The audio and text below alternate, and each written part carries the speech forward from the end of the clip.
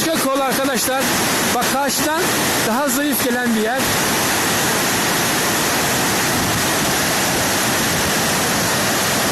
Evet, bir yarım saat yürüdükten sonra burası başka bir kol. Dediğim gibi böyle onlarca kol var. Deli deli akan.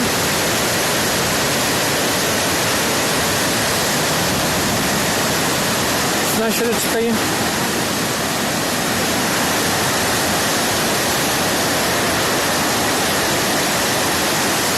Tabii kaymamak için de fazla ilerleyemiyorum. Her vadiden bu şekilde su akıyor. İnanılmaz bir su dolaşıyor tabii ki en aşağıda.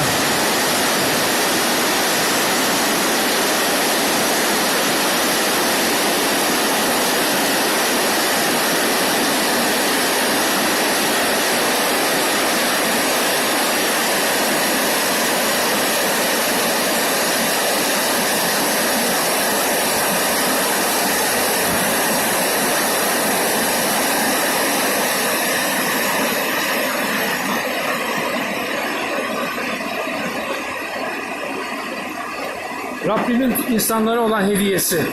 Ne kadar yaşamsal bir su. Su olmadan hiçbir şey olmuyor.